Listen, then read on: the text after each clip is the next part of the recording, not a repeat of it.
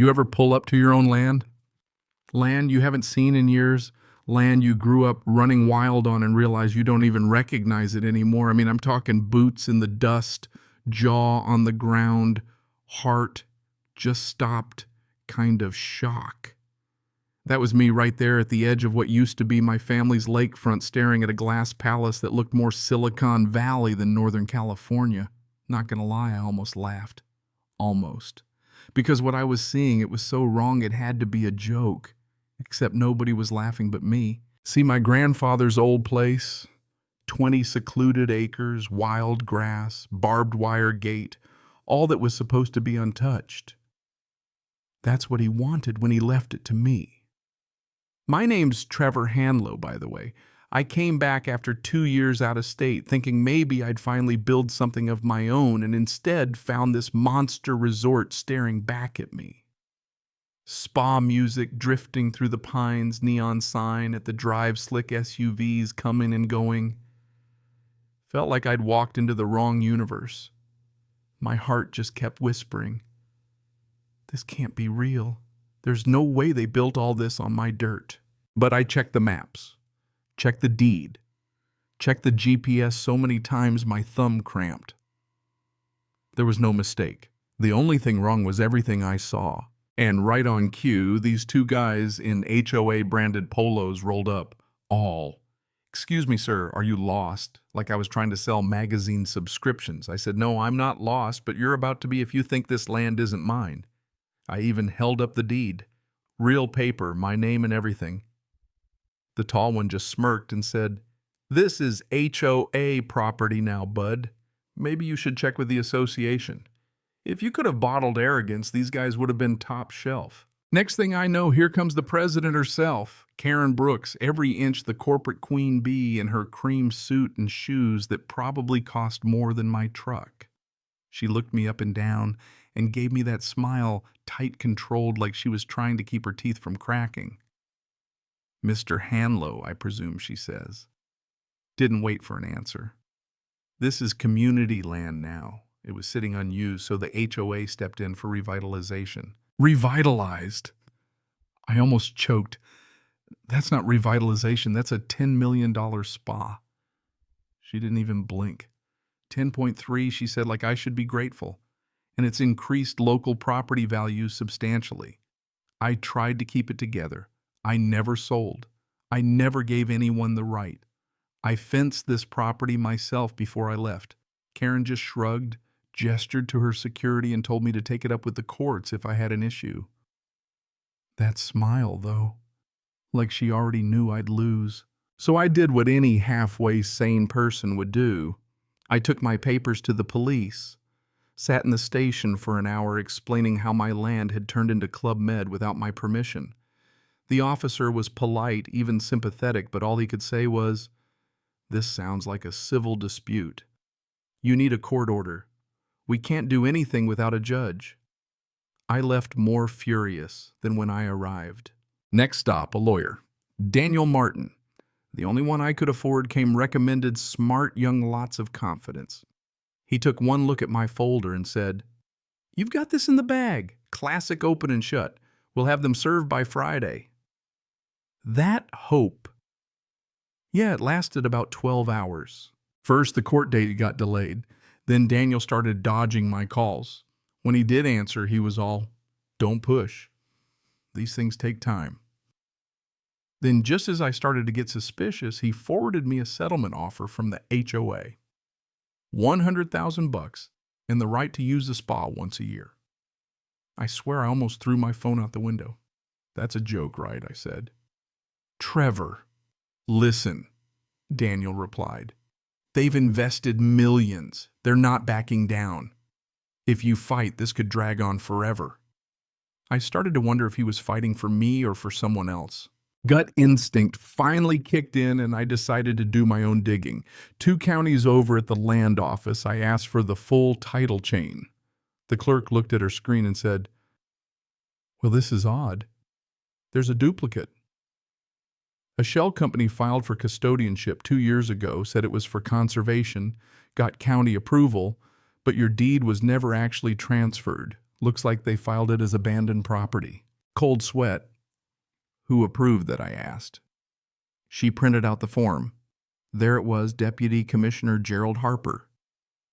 And a familiar name popped up in the construction ribbon-cutting footage standing right next to Karen Brooks and Daniel's uncle, Richard Martin, big shot on the HOA oversight board. That's when it all snapped into focus. I stormed back to Daniel's office and flat out asked him about his uncle. Technically, I'm not involved with any party in your case, he said. I told him I didn't care about technically. I cared about the truth.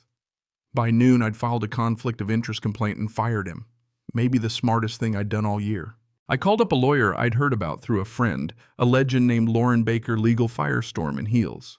Her office was up above a Mexican bakery, not a fancy spot, but the wall behind her desk was plastered with court docs like a detective show.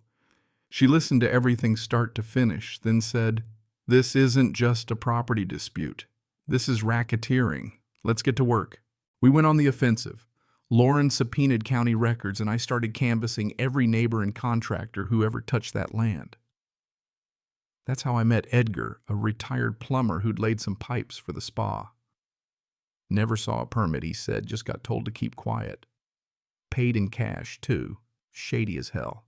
Lauren pulled financials tied to a supposed community crowdfunding campaign, photos of my shoreline airbrushed used to raise $200,000 for shoreline restoration. All that money funneled straight into Caspian Renewal Group LLC, which, surprise, was run by Karen's old buddy Greg Tallow, now chair of the HOA's landscaping committee. But Karen wasn't playing defense. She went on offense fast. Flyers started showing up all over the neighborhood newsletters, hinting that I was unstable, dangerous, maybe even armed and paranoid. Some veterans struggle with re-entry, it said. I'm telling you, people started crossing the street to avoid me. Even the barista at the coffee shop asked if I was doing all right these days. Not a good feeling. Oh, Jim, a good situation. Lauren wasn't having it. She filed a cease and desist for defamation, got me character references, even arranged a psych eval just to shut down the rumors. But Karen kept doubling down. Then came the real break loan documents from Sunstream Capital, showing Caspian Renewal used my property as collateral for a $3 million line of credit. There was my parcel number right on the paperwork. Lauren looked at me and said, "They leveraged your land to fund the spa." This just went federal. I felt like the whole mountain was finally starting to move. I came back to the property with a news crew this time.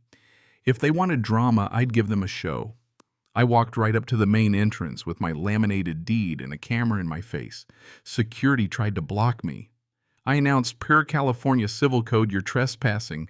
Next thing I know, I'm on the ground bleeding but smiling because every second was caught on film. That night, our story hit local news. Spa security assaults property owner. Lauren held a press conference right there on the courthouse steps, laying out the facts. The bank froze the HOA's assets, the DA launched a fraud investigation, and subpoenas went flying. Channel 4 even ran a special called Lakeside Heist. That's when everything started unraveling for Karen. We got our hands on internal emails, thanks to a board member who'd finally grown a conscience. Payments, backdoor deals, county officials on the take, Karen's own words in black and white. If he resurfaces, we bury him in process. Delay, confuse, discredit. Couldn't make this up if I tried. Just as the pressure peaked, I got a restraining order in the mail filed by 3 HOA residents, including one guy who had pretended to be my friend.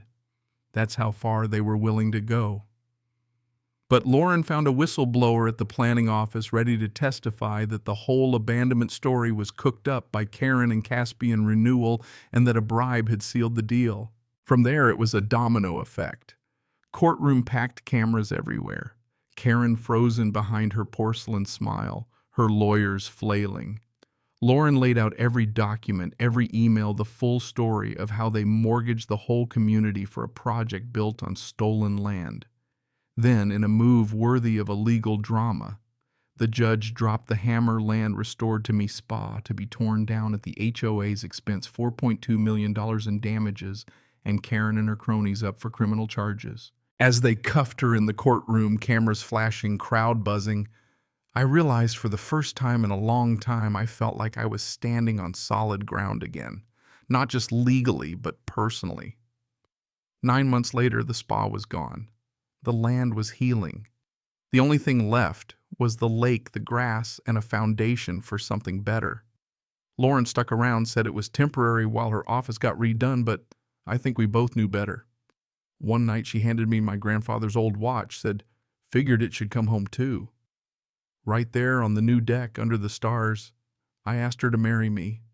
She laughed and said, "Only if you build the gazebo yourself." So here's my question. What would you have done if it were your land, your legacy, your name they tried to erase? Do you think justice ever really catches up, or is it just luck and stubbornness? Drop your stories, your take on right and wrong down in the comments. I want to hear about the battles you fought and the wins nobody saw coming. And if you're ever up against a machine bigger than yourself, well, maybe remember sometimes the only thing you need to bring is the truth and a little bit of fight.